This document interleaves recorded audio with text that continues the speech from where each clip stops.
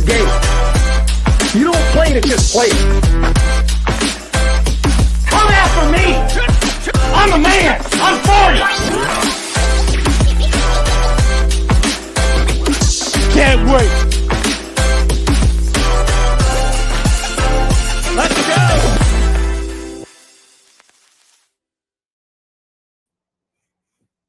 What's going on, everybody? We are back. It's a Thursday. Means it's time for Bases Loaded podcast. Got a bit of a shortened crew here. You know, I'm here. Got Trajan here. Aaron was going to try to be on, but he couldn't be on this week. Or maybe he'll surprise us, come on a little bit later. We'll never know. But if not, it's cool. Me and Trajan will definitely sit here and, you know, talk about what's going on around the MLB. I see Daniel Barry's in the chat. What's going on, Daniel? Hope you're having a good night. But yeah, Trajan, how you doing? I mean, I see you got the Brewers gear on and everything. You ready to go? I heard Dustin's coming on tonight. I had to let him know. The Brew Crew is still around. We're going to be around, you know. Doing well. Getting closer. It just feels like, you know, we're still so far away from opening day, and yet I still got the excitement. It's like I can't wait for it to start here. So doing good on this end. Okay. Yeah, I mean, what are we, like 3 weeks away?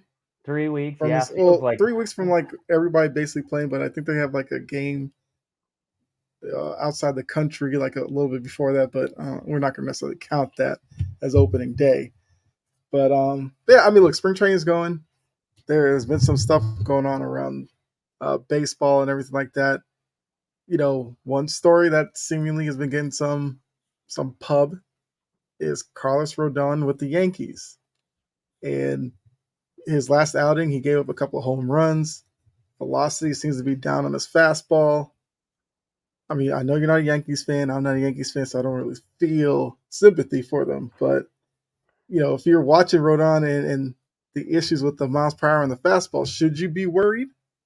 Or do you think that maybe he's ramping up because it's still spring training? Or would you not hit the panic button just yet? I don't think you hit the panic button quite yet. I mean, Rodon's still a solid pitcher, but, you know, with age, you get a little bit older, you get some time in the league. Sometimes you got to change up your game, and I think that's where Rodon's going to have to. He might get a little bit slower, a little bit less on the velocity there, but he's got to change some things up then, maybe do a little bit more with location, stuff like that to kind of dial it in, because right now, I mean, giving up home runs, he's still trying to beat guys with high velocity, which he doesn't have anymore. He's still trying to pitch like he has high velocity. He's got to change up his style to go along with what he's got. Yeah. I mean, that's what spring training's for. Like you said, he can work location, he can mix in off speed a little better and locate the fastball. It could be just off the plate, you know, change locations on it. Yeah, he should be fine. I mean, going from like 95 to 93, like 93 is still a little bit of speed, but yeah, with today's hitter, you got to be crafty with 93. You can't just try to blow by everybody because, like you said, a lot of these hitters see 93, they're turning on that, and then they're going to send it a long way out. But yeah. So Yankees fans, I guess you should. Honestly, Yankees fans, they're probably panicking anyway because Rodon was their big signing last year. He didn't have a great year last year, and if this is how he's starting off this year with lower velocity in his fastball, they might be worried. Yankees fans always seem to be in this boat. They sign guys. It's like they sign a lot of guys past their primes. You know, like DJ LeMahieu right away was good with the Yankees, but I mean, he's fallen off. And Giancarlo Stanton doesn't seem to be able to stay healthy with the Yankees right now. You look at even pitching staff wise, Cole's been good for him. Rodon now is struggling. So, I mean, they get a lot of guys. Josh Donaldson. They got Donaldson way past his prime. I wish my Brewers would have never got Donaldson, but they got Donaldson past his prime. We see what happened there. So, I mean, it just seems like as of late, they get guys too far past that prime. I mean, you know, the Yankees definitely, they like signing names to keep fans interested. And we've seen for several years now, they haven't been able to put it all together. We'll see if they can do it this year. If not, you know, hey, it'll be another year of disappointment. Oh, he did mention Josh Donaldson. He would officially retired. I'm sure a lot of baseball fans would probably say, Yeah, probably should have retired a couple of years ago. But I mean, looking at Donaldson, I mean, is there any question of him being a Hall of Famer? How will you remember him? What are your thoughts on Josh Donaldson's career? I think his end of his career really weighed down what he did throughout his actual career, where he was a primetime hitter. I mean, this guy, I was just trying to pull up his stats here kind of to go through them, but I mean, looking at his days with the A's, 301 hitter there in 2013, even his time in Toronto, 297 hitter there in 2015, helped Toronto get into the playoffs, make some noise in there. He was, I mean, in his prime was the guy. He was a hot commodity. Everybody wanted to get a piece of him. And then, the end of his career came along, and this happens to a lot of guys. They get some age on him, get some injuries in there, and he kind of fell apart later on in his career. It makes you forget, honestly. Like, he came to the Brewers, and I was like, crap. I mean, this guy's hitting like 1-something with the Yankees. Not so good in the minors, even for the Yankees. I was like, this is the guy we get. But at the end of the day, we wanted the veteran presence with Josh Donaldson, and he brought that to the Brewers. He's a been there, done that guy. And that kind of weighs a little bit more. So, I mean, the end of his career really shot down what Josh Donaldson truly was as a baseball player. Yeah, because I was looking at the stats as well. I mean, career 261 hitter. It's not terrible. He had over 800 RBIs, 1,300 hits. Yeah, pretty decent career. Like you said, he played for about 13 seasons. Hey, it was time for him to hang it up. He had a good career. Oh, yeah. Now, I guess, yeah. So, can't be mad about that. Now we can talk about the team that he did start with, though, out in Oakland, because they unveiled this rendering of what the new stadium is going to look like. I'm going to pull it up here so you can see it, and we'll talk about this here for a second. Wait for it to come up. There we go. I mean, if you look at it, looks cool and everything. I'm sure if you're an Oakland fan, you're probably like, oh, I mean, we couldn't get something like this out in Oakland. We're sitting there in a porta potty. Anybody who's watching needs to look up the Sydney Opera House. Because if you look up the Sydney Opera House, they took the design. I don't know what's going to happen. Are they going to play baseball here? Or is it going to be an opera? Like, are we going to have some performances going on? I mean, a little bit of both, I'm guessing, right? Yeah. It's going to be, it looks like it's going to be fantastic. But when I saw that, I was like, I've seen this before. And I had to Google around for a little while, and I was like, Sydney Opera House, that's it. This thing, fantastic looking place, but that's the only thing I could think of when I saw it. Yeah, and I think a lot of people have definitely put that together, that it's basically kind of a steal of that design. This set's going to have a retractable roof. I think that score with like this screen inside of the roof that they're showing there, I think that's pretty cool. So I wonder, like, does that position move if they close the roof, open it? I don't know. It's Vegas. Yeah. It looks almost like a projector. Yeah, I think it's supposed to cost like $1 billion or something for this stadium. Holy crap. Like, if you're an Oakland fan, it's like they didn't want to put any money into the team when they were in Oakland just to get them out of Oakland. And now Vegas seems like, oh, we're going to spend, we're going to make it an attraction and everything like that. So when you think of Oakland fans, like, don't you just have to feel bad for them? Like, aren't they like the most probably mistreated fan base in baseball for the way the ownership did them? Or do you think maybe they had this coming because of, attendance issues and everything like that?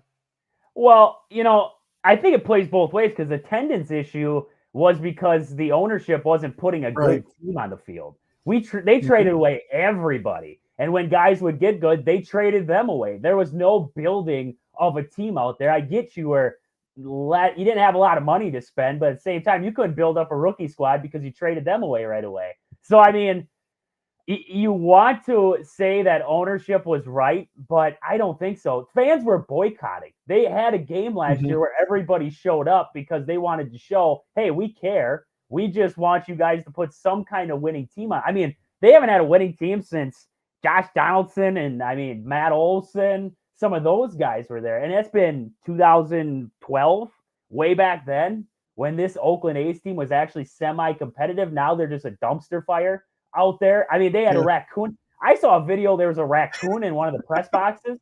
Like, how do you not? I don't know. I feel for the fans of Oakland because not only losing the Raiders, but now they lose the Oakland A's. You could have built a stadium. You could have put money into this team. You could have built something in Oakland, and you would have got attendance back. You would have gotten this city back because they already lost the Raiders. They don't want to lose you. They were going to do whatever they could to keep the A's in town. Now they lose them both. I don't know. I get it. Money-wise, it's what you got to do, but it just sucks. I thought Oakland, the stadium was run down, but you could fix it. You could have done these fix-up things throughout the years.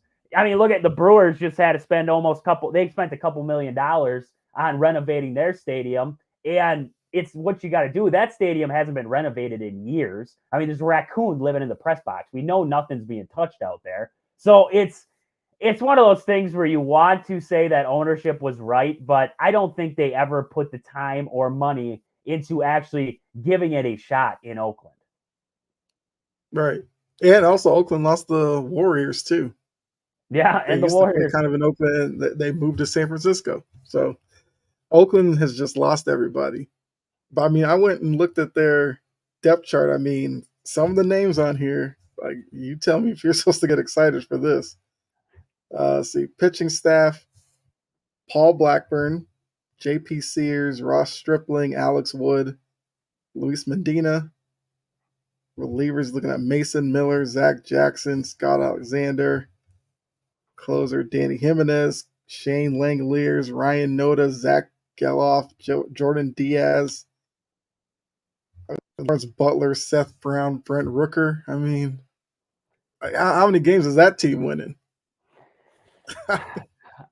I got them for maybe like 30 or 40. I could see right around that 30-40 range, maybe. They got some decent prospects, but like we were just talking, how long are these guys actually going to stay within this organization before they just ship them out too? I mean, it's just a constant. It seems like once these guys come up, they're gone. They just get shipped out to the next spot. They are the breeding ground in the Major League Baseball for just, we're going to get them up, we're going to get them ready, we're going to ship them out. We're going to get new prospects, work those guys in, and ship them out too. The Oakland A's are a mess. They are a mess. They need new ownership. They need a clean house. When they move to Vegas, they got a clean, complete house on what's going on. Yeah, I'm sure it's probably going to be the plan because they can't necessarily go to Vegas with the same mentality, because if for Vegas, you're going to have like a lot of tourists who may go there to watch games. I mean, in Vegas, people who live kind of in the area, if they want to, I guess, take the A's as their own, you got to give them a product to get behind, especially as a newer franchise necessarily. So that first year, whenever that is in Vegas, they better like come out swinging with some big names in the lineup and reasons for fans to go to the ballpark. Otherwise, Vegas will just turn into a high-priced Oakland with no support, and then that's going to be really embarrassing for Major League Baseball. Because they're banking on this Vegas thing being a big deal. Oh, yeah, 100%. And I was just looking at it. I was wrong. They only have one prospect in the top 100. They have one. I mean, most terrible teams have pretty good farm systems. They have one guy. He's the 68th best prospect in all of baseball right now. Jacob Wilson, a shortstop. That's it. That's their top prospect in baseball. I mean, that's bad. That's ridiculously bad. I mean, that goes back to drafting. That goes back to how you're conducting trades. Like I said, they have to have a complete turnover of management for this Oakland. Well, gonna be Las Vegas A's, but the Oakland A's have to have a complete turnover if they're going to attract anybody like the Oakland Raiders. I mean, we've seen that now in football there. Oakland Raiders, they fired their head coach. They're moving on. I mean, you got to have the same thing here with the A's. Yeah, absolutely. I mean, if they're smart, that's what they'll do. But yeah, so I mean, I know that you had something about well, actually, we'll say, oh, there we go. There goes Dustin. He's in the chat. This is the Dumbest stadium stadium. design he's ever seen. It looks like the Sydney Opera House, Dustin. I'm telling you. Look it up. Look it up. It's there. It's the exact same. We got a Walmart projector shining out there at right center field right now in this picture. Mm-hmm. I mean, I don't know if I'd call it the dumbest design ever. I'd want to see it in action, because yeah, a rendering can only make it look so good. But if you see like an actual game broadcast there, maybe it looks cooler, especially with like the I guess Vegas skyline in the back there with the MGM and all that. I don't know. Where I mean, are the the biggest thing lights? would be what's the what? Where are the lights? Do you see lights when you look at this stadium design? I mean, I get it's only a stadium design, but you would think some kind of lighting has to be inside that. Where do you hang the lights from? From the canvas that's on the top, or what? I mean, what? I'm just looking at it now, and I'm trying to figure out where the lights are. That's actually a really good question. Yeah, because I don't see it either. I didn't see any in any of the pictures I've seen. I mean, I get it's only what it could look like, Right. but I would still think they would have some kind of lighting system that we can see here. I don't see anything. I mean, I guess like if they're gonna have like some lighting up in here, maybe that works. I don't know. I don't know. I That's think interesting. the left field wall being looking like a see-through thing where I guess you can like sit back there and watch the game through the wall. I guess that's a pretty cool feature. And the walls look kind of high. Yeah, they do. Maybe they ran out of money, right? They've spent so much money on the actual stadium they couldn't afford lights. It's going to be all day games out there in Vegas. Dustin has the green roof is supposed to be the lights. They're designed to change based on time of day. Okay. Huh. That's fancy. That's pretty cool. They're not going to be able to afford anybody after building this stadium. They're going to be out of money. If they don't get all public funding on this one, they're screwed. Yeah, well, with this stadium, you can't win 30 and 40 games. Like you got to be at least in a wild card or something. I don't know. This almost seems like it should have been an expansion team, not the Oakland A's coming over. I agree with that. Yeah, I definitely agree with that. Dustin says 2.1 million will be publicly funded. There we go. Dustin's got my numbers for me. They had to. They had to. Otherwise, they couldn't afford anybody else. Yeah. I mean, yeah, I definitely agree that they should have done expansion. Well, I mean, never asked you this since you've been on. Looking at expansion, where do you think would have been, I guess, places for Major League Baseball to go? I've heard Nashville. I've heard Montreal. I always thought Vegas, but now Vegas is getting the Oakland A's moving there. So now Vegas is going to be out the door. I don't know where else doesn't have something already. A big city that you could move to. Oh, there we go.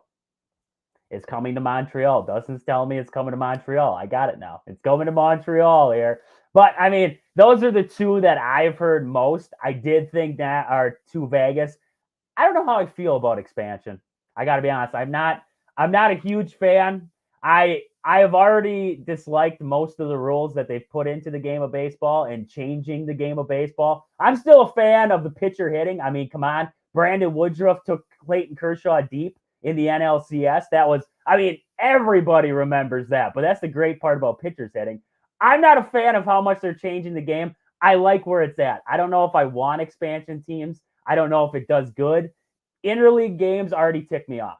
I mean, we play the Cubs at the beginning of the year, and then we don't see the Cubs for like 3-4 months. And then all of a sudden we face the Cubs again in September. And it's like I forgot that the Cubs were actually still relevant until we play them again, you know? Like I don't like so many interleague games. I'm okay playing a couple here and there, but it's everybody now. I want to face my division rivals as much as possible. That's where I'm at with, and expansion's only going to make that worse. So I mean, I'm not a huge fan of expansion to begin with, but I do think Nashville and Montreal will be the two.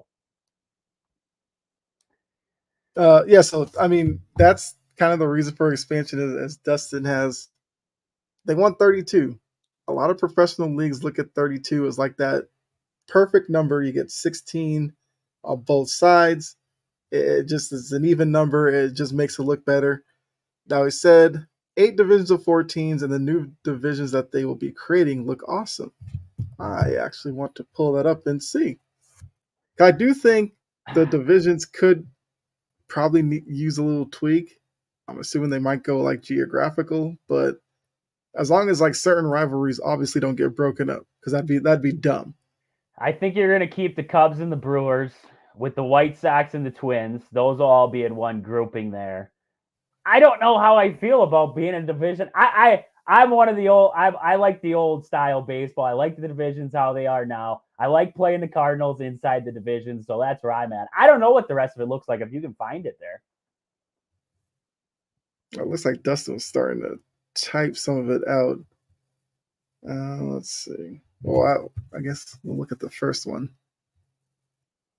There you go. Brewers, Cubs, Brewers, Sox, Cubs, Twins. Sox, and Twins.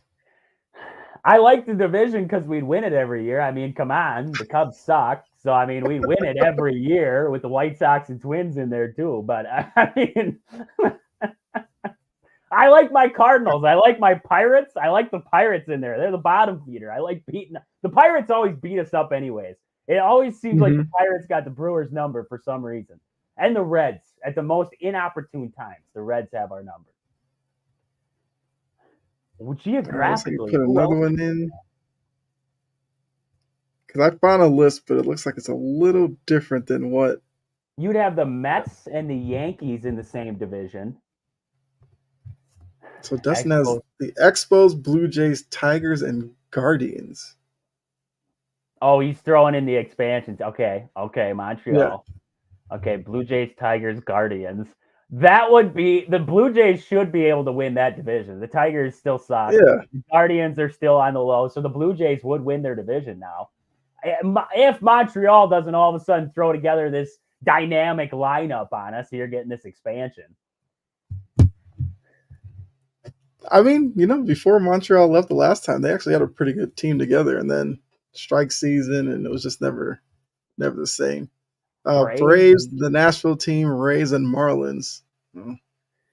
That would be depending on what Nashville throws together for a team, the Rays and the Braves in the same division would be pretty solid. I mean, watching a team like the Rays, I mean, every year it seems like they find something. And then the Braves are just Braves right now. That'd be a pretty good division right there. See. Mariners, Angels, Dodgers, and the Giants. That gets tough for the Angels. The Angels are going to be a dumpster fire in there for a while. Dodgers. I mean, no matter where you put the Angels, it's going to be tough for them because they just don't know how to put a team together anyway. So they are just like the Oakland A's. They need new management, new everything with the Angels. How do you mess up years of Shohei Ohtani and Mike Trout? That's what I want to know. You have two of the best players in baseball, and you can mess that up. That's ridiculous. Yeah. All right, so that's an interesting one. Then we got the Padres, Diamondbacks, Astros, and the Rangers. That's a good division. Okay. Yeah. Right now, out of all the ones I've seen so far, that's the best division in baseball right there. I would say. Yeah, if you're going to tell me like your weakest team might be the Diamondbacks, you're doing pretty good. Yeah, Diamondbacks or Padres, but I mean, even the Diamondbacks aren't bad right now. That's a solid team. Yeah. Then we got Royals, Cardinals, Rockies, another team to be determined. That's a dumpster fire of a division right there.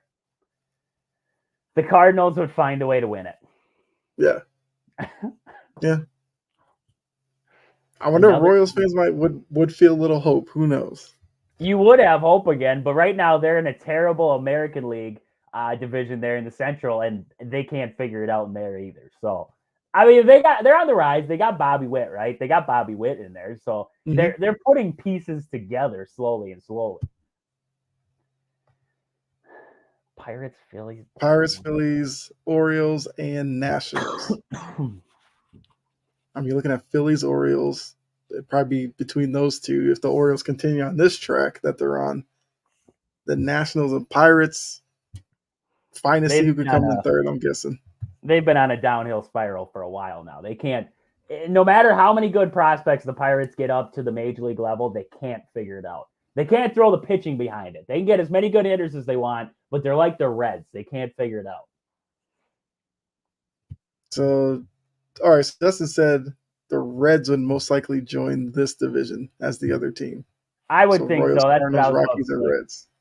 Yeah, I could see that. The Reds in there with the Cardinals. It's not really a rivalry, though. The Cardinals and Brewers have built a little bit of a rival. Not like Cubs Brewers, but I hate the Cardinals. I gotta be honest. I hate them, but I like them at the same time. They're just always fundamentally sound baseball team. I gotta be honest. They have, they're a fundamentally sound baseball team. I like the Cardinals, but I gotta hate them at the same time. I don't know. That division's kind of weird to me right there. I mean, I'm assuming that they were hoping Kansas City, St. Louis, the proximity is really close, that maybe that's a new rivalry you can kind of build up. Obviously, the Royals would have to become a little bit of a better team to make it a rivalry, but in terms of geography, it'd make a lot of sense for those two to have some type of rivalry. The Rockies are just the odd team out on that one. They're kind of out in no man's land there. Right. Yeah, that's the problem. Being in Colorado, it's either you sticking with California teams, but you have enough of them to basically put in their own. And then outside of that, you'd have to mix them up with some Midwestern teams. Yep. I'll take the Rockies and we'll trade out the Twins. I don't want the Twins. Other option would be instead of 8 divisions of 4 divisions of 8. 4 divisions of 8. Divisions of 8. Oh, I think I know this one. Dustin sent me this one. I saw it. He sent me the picture. It would be the Mariners, the Rockies, the Oakland. Well, if they're Oakland now, they would be Las Vegas. The Giants, the Angels, the Dodgers, the Padres, and the Diamondbacks. Then you would have the Royals, the Cardinals, Nashville, the Braves, the Rays, the Marlins, Houston, and the Rangers. The Brewers, the Twins, the White Sox, the Cubs, the Reds, Detroit, the Guardians, and the Blue Jays. And then you would have up in the eastern portion, Montreal, Red Sox, Pirates, Yankees, Phillies, Orioles, Washington Nationals, and the Mets. I don't like that. I mean, that almost seems like that's too much. That seems like that seems like too much there. That's way too much. That's way too much in one division. How do you? So you take the top 2 in each division for playoff. How do you figure out playoffs then? You're still gonna have your. Are you still gonna have your NL and A? Because the NL and AL does that go away, or are you just switching divisions now? But you still, you know what I mean? How do you figure it out? American League, National League, is that gone now? Because like we were just talking, they're even doing 8 divisions of 4. You're going to have the Twins and the White Sox in with the Brewers and Cubs. Does that change where they are, American League, National League, or do we just completely throw it out? And now we're sitting at, basically just no. Yeah, you'd strictly be going with like geographical names, like a North, South, Midwest division, and all that. Yeah, American League, National League would kind of go away unless you just take 4 divisions, split them, and go, this is the new American League and that's the new National League. But how do you split that so you get into the playoffs then, right? How do you split it come playoff time? Is it kind of like, the only thing I can compare it to is like college sports, college basketball. You could have 4 1 seeds. You could have 2 1 seeds on each side. You could have 2 2 seeds. How do you make the bracket then? How do you come to playoff time? That's the only thing that there's a lot of things that will have to go into this, and it's going to get confusing for a while. I think it's going to be like college football. They're going to have to mess with the playoff format for probably a good 5-10 years before they actually figure something out. No, see, I agree with that one. Don't like the format. So let's say you have 2 conferences and you have an 8-team playoff field. Conferences now. So we're losing American League, National League, but we still have the conferences. Yeah. I don't know. I'm not a fan. I'm not a fan of switching it up. It just, I like American League, National League. I do. Mm-hmm. I mean, if you had the 4 divisions of 8 teams and you're going to do an 8-team playoff, I guess there's a couple ways you can do it. You could do the top 4 in each of the divisions, make up your 16 teams. You could do like the top 3 and then have your 2 best records outside of the 3 make up the final 2 spots. So it'd be kind of like a wild card. That way you could have a division of, or you could have one division have 5 teams get in, the other one gets 3, instead of just being 4 and 4. I mean, there are ways to play with it. Obviously, the first year that they do it, it'll be definitely a weird thing to see. But I feel like fans will get used to it after a while, as long as the play on the field is still there, and they'd have to do it in a way where there is some of the long-lasting, rivalries are kept intact. Because obviously, if you put out a format and like the Red Sox and the Yankees were in the same division, yeah, nobody's ever going to go for that. Or if you had, like you said, Brewers, Cubs, like something like that, those rivalries would have to kind of stick, no matter what the format is. Dustin said, you'd play each team in your division 10 times to make 70. The remaining 92 would be evenly split between the rest of the 24. Okay. I mean, I see it. I see what he's saying. I just don't like it. I just don't like, you can only change a game so much, right? And I just feel like we keep messing with this perfect game. At some point, we're going to go too much. We're going to go too over the top, and we're going to screw it up. Somehow, MLB will screw up the perfect game. So 1 versus 8, 2 versus 7, 3 versus 6, 4 versus 5 in the first round is a best of 3. Winners of that round move to the next, which is best of 5. 2 winners in the championship series, a best of 5. World Series is the only series best of 7. Okay. Steven's like you, fine with the current format. Just leave it where it is. I agree. And don't mess still with the be perfect called the National and the American League. Yeah, you can still do National, like you do east of the Mississippi. That's your American League. West is your National League. I don't know. I can't mess with baseball anymore. I can't vote to mess with baseball anymore. Man, they have messed with it enough. I got used to the pitch clock. I didn't know if I'd like the pitch clock. I got used to it. Now they're trying to speed it up again. How much more can we speed up the game of baseball before the game of baseball is, the moments are gone, right? I like the moments in a baseball game where you get the call, whoever's calling the game, if it's Joe Buck, whoever, you get the call, you get all the moment, the build up, everything in between. If we keep speeding it up, we're going to miss out on the greatest thing that we had with baseball. I see what you're saying, but the way that your average fan is, especially sitting at home, trust, there were moments in baseball where, pitch is thrown, you're stepping off, catcher coming out to talk to them, the catcher goes back. Oh, they're mixing up signals again. The catcher comes back out. They're talking. Then the ump's coming out to tell them, hey, stop talking. Then they're going back slowly. And then the manager comes out because then now they have to send the pitching coach out to talk to the pitcher because to figure out why he can't get with the catcher. And you're at home watching and you're just like, is anything going to happen here at this point?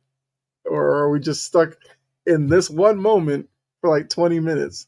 And then when it looks like everything's good to go, now he's thrown over to first base to check on a runner who he knows clearly isn't running, but he just wants to check on him. No, so I like it. I understand why baseball did it, but I get what you're saying. I got used to it, right? I just don't think they have to speed it up anymore. I think he sped it up enough. I watched Ryan Braun. He was notorious for stepping out of the box, standing out for 5 minutes, fixing his batting gloves, rubbing his bat a little bit. It was like 5 minutes in between pitches for Ryan Braun here with the Brewers. So I completely get the wanting to speed those kinds of moments up, but I just feel like you can only speed it up so much. You can only mess with it so much before even the players start to say, hey, we're not fans of this right now. Mm-hmm. I mean, yeah, I had to watch Nomar after every pitch, step out, bat on the shoulder, fix the gloves 2-3 times, get in, kicking his feet, tap. Yeah, so I know all about that. I mean, there's some Red Sox that are really bad with it. Ortiz had his stuff. Even Christian Vasquez used to take forever between pitches too. So, oh yeah, it's a tough balance of keeping the tradition of the game while keeping up with a younger audience, I guess. I feel like with the 4 major sports, baseball was always seen as probably the oldest fan base. And I think baseball's trying to figure out ways to tap in and make it more palatable for the younger fan. So, I mean, I agree with you. If the pitch clock's like 10 seconds, then maybe you might be messing with it a little too much because pitchers will definitely lose their mind. But I think where they are now, it's still fine. So with all the rule changes in baseball, stat-wise, let's just go stat-wise. Do you have to separate the past from the present now because of everything that's changed? Like the pickoff moves, you only get what did they change that again? I thought it's down to like 1 now. Is it 1 or is it still 2? You get 2 pickoff moves. I think it's 2, but I remember that they did tweak some rules for this year. I can look that up really quick. Yeah, they changed something, but so like Ricky Henderson, his career year, single season record, 130 stolen bases, right? But say somebody does it in this day and age. Back then, guys could try to pick off Ricky Henderson on every pitch. They could try to pick him off there. So I still 3. Dustin says still 3 down there. So you still get your pickoff moves, but it's limited now, right? So guys have a little bit, you got bigger bases. That helps them out a little bit. So I don't know.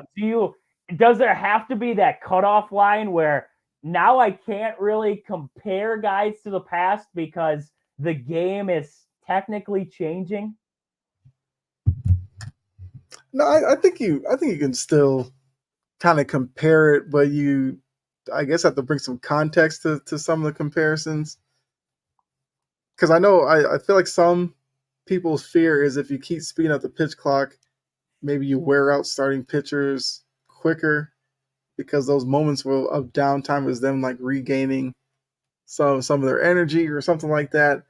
But I feel like even without the pitching clock, the way that the game was going was changing from eras of past, just with specialists in your bullpen, the constant switching of, oh, this lefty's coming in for this one lefty and then he's coming out.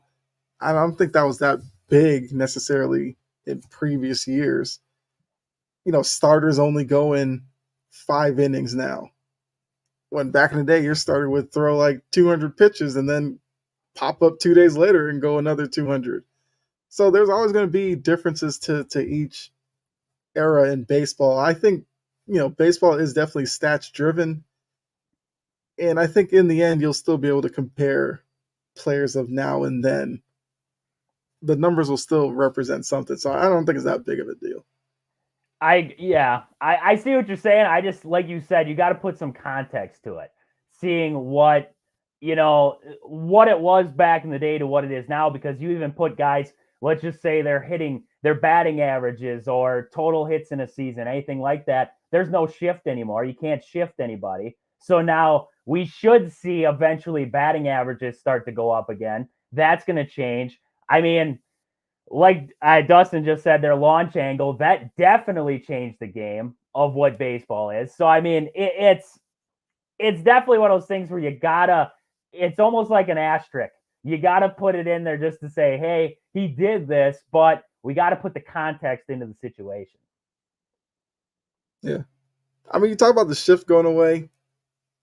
I mean, that's going to affect some hitters. But they're, kind of like to go along with Dustin, what you were talking about, the whole launch angle part. If you're a hitter where it's strikeout or home run, the switch doesn't affect you at all. If you're a gap hitter, you're loving the fact that there's no switch there's no yeah, what is yeah, the switching the fielders over to one side or the other. Now you can punch a ball through the middle of the infield. You don't have to worry about the second baseman standing on the shortstop side robbing you of a hit. And maybe you'll create more action on the bases where now guys are trying to stretch singles into doubles because it trickles through and everything like that. And I feel like those moments were kind of being lost with where the game was going. And I think baseball's trying to find a way to get those back. Like the bigger bases is supposed to create more bang bang plays on the bases as well as increase stolen bases, which stolen bases are always exciting to see because they can change the momentum of an inning. Getting a guy from first to second with an out, now a bloop in the outfield, you're scoring a guy from second. It's the little things, kind of like the mid-range shot in basketball, like the little things that used to be so prevalent, just slowly going away. And I think baseball's trying to bring them back. Do we like the higher offense though? I mean, is that well? How do you feel about that? Do you like? I mean, now that's what they're trying to get at. Now is they're trying to make more offensive output games, trying to avoid like the pitcher's duel. How do you feel about that? I love me a pitcher's duel. I got to be honest. I love when a 1-0 game is solid. And nowadays it's like we're trying to avoid that, which is it's going to make it tough. It's making it tougher on the pitchers with all the changes. Mm-hmm. Now, and I think in that aspect, we'll have to probably look at what a great pitcher is a little differently in terms of ERA. Whereas before, like if you were 2-something ERA, that's really great. But with the offense ballooning, maybe now the new metric is a 3 ERA is really good. I mean, I'm kind of like you. I love a pitcher's duel, but I feel like weirdly enough, I appreciated pitcher's duels more in the playoffs than necessarily in the regular season, which I think is what Dustin was saying as I was talking about it. Like if offense is up in the regular season, like he's saying, I'm fine with it. But yeah, postseason, if I get a good one or even like a scoreless game going like to 15th inning, I feel like in the playoffs, that's different. Regular season, like in the middle of June, you don't necessarily want to sit there and watch a game going into the 16th inning. Like, let's be real.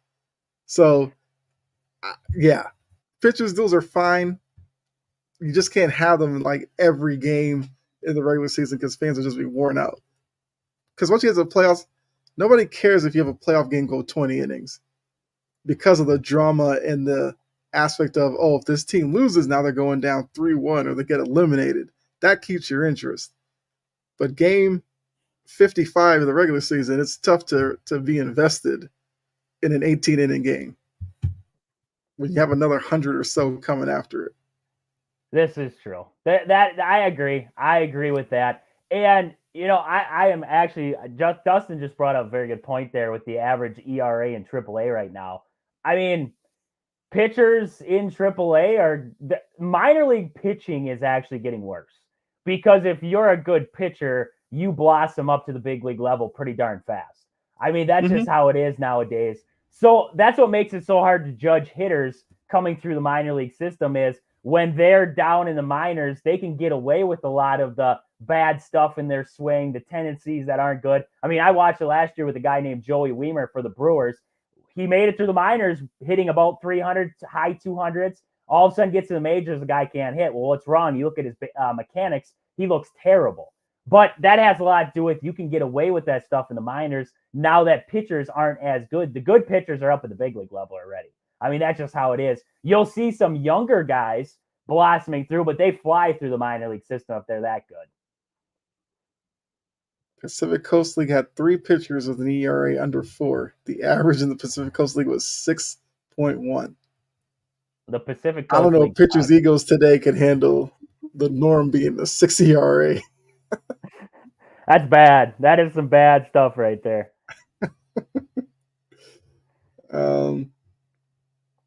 I know you talked about the rules. I know the biggest rule change was like the runner's lane. Like they widened the lane where you're running down first base because you know a lot of guys will like step in on the grass and be called out. They widened that so there's more room for them to run. I guess I feel like that's one of those you might only really see in action 2 or 3 times a season. Really, That's a a play weird like one. that. That's a weird one. Why do you gotta? I Yeah, mean, I don't think that's one of those ones where it's like, why is that one of the things you got to change? that's what I'm saying. It probably comes to effect 3, maybe 4 times a season. Outside of Yeah, that, you won't even notice it. maybe they had a quota. They had to meet a certain amount of rules they had to change this year. So they were like, Mhm. base pads, let's widen them babies out. We'll make this thing happen. I don't know. Like, why? Maybe for That's bunting. bunting. That could be it. We're trying to get more guys to lay down the sacrifice squeeze. I don't know. Yeah, I can see it. the I can see little it. plays that you took for granted. They're trying to bring back the old Swant nowadays in Major League Baseball. We need her back. Yeah, get your Billy Hamiltons of the world that can fly down the line. Now you have a little bit more room to lay down a perfect bunt. That I'm guy, for it. I never knew what to make out of Billy Hamilton's career playing the game of baseball. Like, he was fast, but Yeah, that was about it. That's about all he had to him was his speed. I mean, he's a solid player, but nothing crazy. But you always knew who he was just because of how right. fast that guy was. I mean, Dustin bringing all the stats tonight. Average RPMs in MLB is 2945.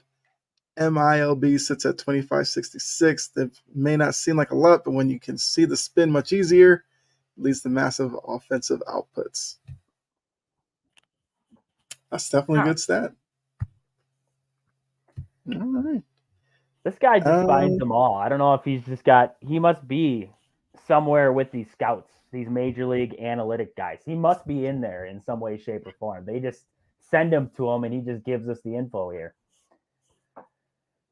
yeah, either that or really big into analytics himself, but just looks it all up and I don't even know just where to Google that. acquires I a can lot of try and wealth and Google it. knowledge. My Google doesn't come up with stuff like that. His is different than mine. Let's see. Was there anything really?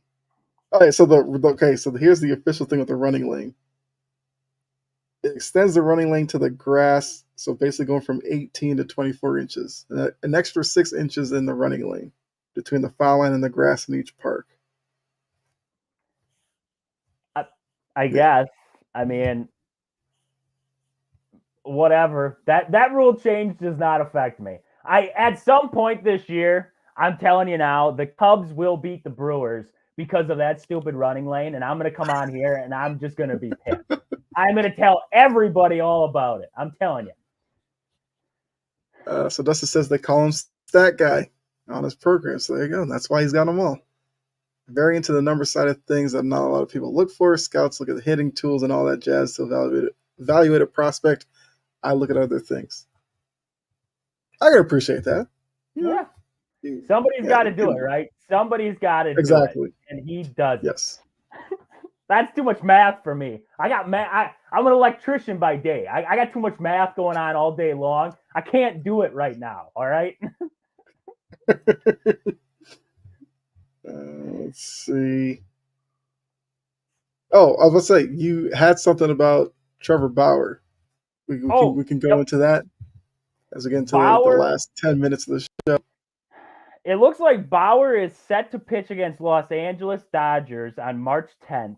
He's joining an international independent Asian Breeze squad this spring. So basically what I took out of that is it's like a tryout. He just all I can think of is he wants to prove to big league teams that, hey, I still got it, and somebody please take a shot on me. The only thing that worries me is why nobody has taken a shot on Trevor Bauer. If this guy just wants league minimum, what is holding teams back? Is it the scandal? Do they not want to bring that into their atmosphere? Do they not want the fans? What are the fans going to say? I mean, Brewer fans, I don't know what they would say if we brought in Trevor Bauer. I feel like it'd be a mixed bag. But he was proven not guilty. I mean, from what I've seen, he was not guilty with all the charges. So, what do you really say about this guy other than he's a menace? When he's playing the game of baseball, I don't know how he is this clubhouse guy. That's the big thing. Is he terrible in the clubhouse? Do a lot of players hate? I mean, there's probably a lot of players that hate this guy, but would there be a lot of players that would play with him? I don't know. I mean, it's going to be interesting to see what he does against the Dodgers. I hope he lights them up. I hope that he just mows down the Dodgers, goes a complete game, and somebody takes a shot. I think somebody will take a shot on Trevor Bauer. I just don't know who. I could see some lesser team taking him. I mean, the league minimum, you could get the Kansas City Royals just to say, the heck with it. We'll sign this guy. League minimum, bring him in. All he wants is a year to show teams what he's got. Bring him in for a year. I don't know. I think Dustin's kind of touching on it. I feel like teams are just not sure about the clubhouse aspect of it. Now, look, if he goes out there, dominates the Dodgers, we know that there's a lot of teams that are just in need of pitching. So would it stop a team from doing, short 1-year deal, little money for him to increase his value possibly next year, hoping that because it's just a 1-year deal, he'll act on his best behavior and not want to destroy the second chance or whatever that he's been given. But then again, there's some guys that they'll be fine for a couple of weeks, and then their self will eventually come out, and they'll just get back to where it was before. And maybe that's what teams are just afraid of. They just can't trust him right now in the locker room. Like the Yankees got a lot of personalities on that team. So, right. Yeah. I mean, you had Josh Donaldson. When he came to the Brewers, I heard there was a lot of guys on the Brewers team who weren't a fan of Josh Donaldson. He was kind of a different kind of character in that clubhouse. I don't know. It's one of those things where, like you said, maybe he tries to change himself. And see, he's signing him if he's the Cubs or the Brewers right now. I agree. I think you have to sign a guy like this if you are a team who's in need of starting pitching, just because it's a low risk, but a high reward on the back end. This guy with the Reds was mowing down the Brewers. I remember him facing the Brewers there. This guy had Cy Young years.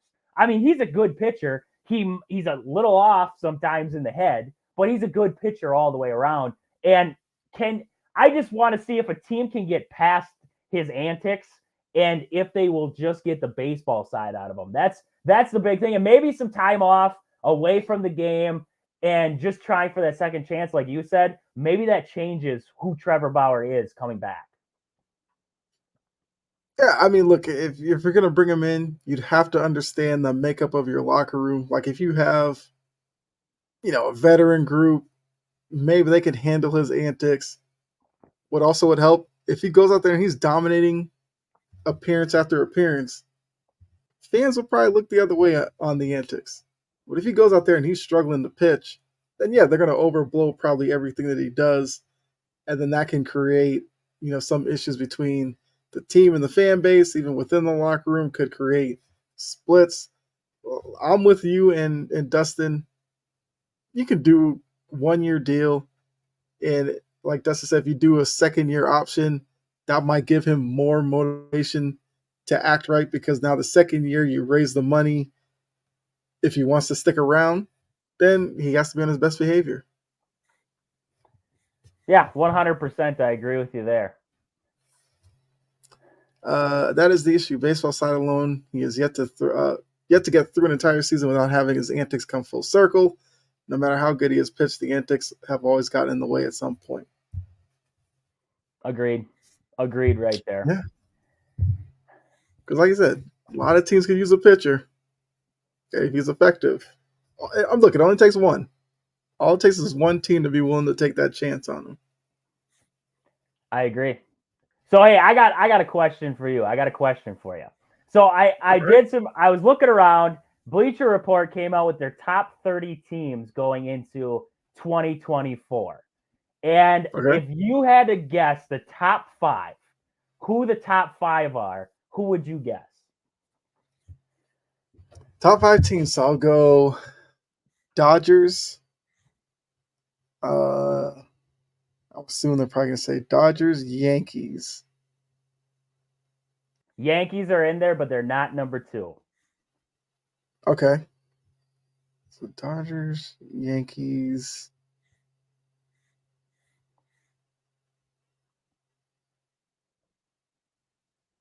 Maybe, the Braves. Oh, I don't know what I'm thinking about that. The Braves, Astros, Phillies. Astros are in there, but not the Phillies. It's an AL team. Okay. Ooh. Orioles? Nope. They are number 6. They're on the outside looking in. I mean, I feel like teams are kind of They're in the division. feeling a little sour on the Blue Jays. They're with in the the Astros. division with Oh, the Astros. is it the Rangers for winning the World Series? They got the Rangers in there. They have the Dodgers, Braves, Astros, Yankees, then the Rangers in that top 5 right now.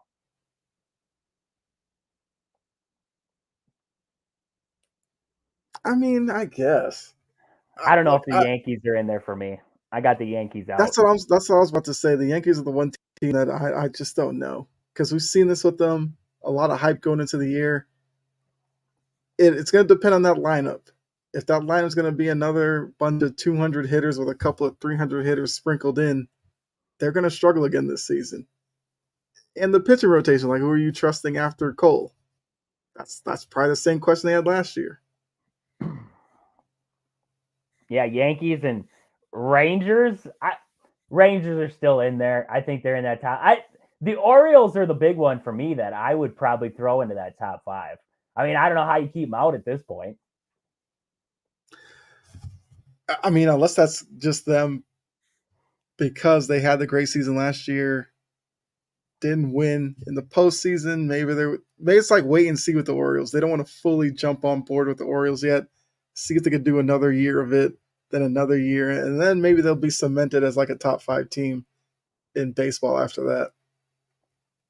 Yeah, I couldn't believe it just came out too, so I couldn't believe because that's after the Corbin Burnes trade too. So they got that ace of the staff now. So I mean, that was the big question mark was pitching staff for the Orioles. What were they going to have for some pitching there? They still have holes. I'm not going to say they don't have holes out there in the lineup, but they got a lot of good pieces right now and a lot of good prospects coming up. Yeah. I mean, look, I'm just waiting for the day when my Red Sox can be back up there. I'm waiting for about 12, 15, 20 years from now when my Brewers will be back up there in the top 5. We're close. We're on the verge of a rebuild right now in Milwaukee. We're right on the edge of a rebuild again. Christian Yelich has taken all of our money. So if your Red Sox want to make a trade, we'll give you Christian Yelich. We'll trade him out there. Or, I mean, even the Cubs. We'll trade Christian Yelich to the Cubs. They can have him. We don't want him. Straight up, we'll give you him. I mean, I think right now the Red Sox have a lot of outfielders. Their DH spot's kind of set. They got to figure out the pitching rotation. I honestly do not know who's going to be in it. And I guess the last thing, we got a minute here. At this point, Montgomery and Snell, when do you think they sign? Do you think it's next week, the week after, the week of opening day, or is it even possible they sign like after opening day? I think that's probably ridiculous, but could they actually sign like the week of opening day? It's getting to that point right now. And I mean, I don't know. Montgomery, I've heard East Coast, but I haven't seen a team jump on him yet. I know the Yankees offered for Blake Snell. Maybe he goes back to that offer now. Maybe he calls the Yankees. Maybe they say, hey, Yanks, would you still offer that one? I don't know. I mean, there's some teams that are getting in on it right now. I've seen like the Cardinals are interested in Montgomery now, but I don't know what the asking price is. They're going to have to lower that asking price pretty soon here. Yeah. We'll see. I mean, we're up against it. We're up on the hour, but hopefully by the time we're back here next week, maybe at least one of them can sign. I mean, it's getting ridiculously close. There's got to be some movement on one side. And like you said, if the teams have made their offers and Boris is just holding out for more, Well, they got to find a middle ground at this point. Because then at a certain point, you got to feel for Snell and Montgomery. Like, if they can't get in early enough to, get with their new pitching coach if they're on a new team, that's going to hinder them at the start of the season, which could affect their numbers and everything like that. If I'm those guys, I'm telling Boris, like, look, at this point, get me on a team. If you got to take a little less, I don't care. I just want to be on a team at this point.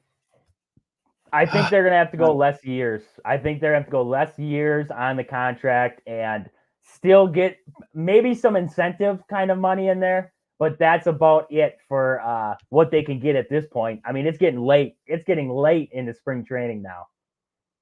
Yeah. All right.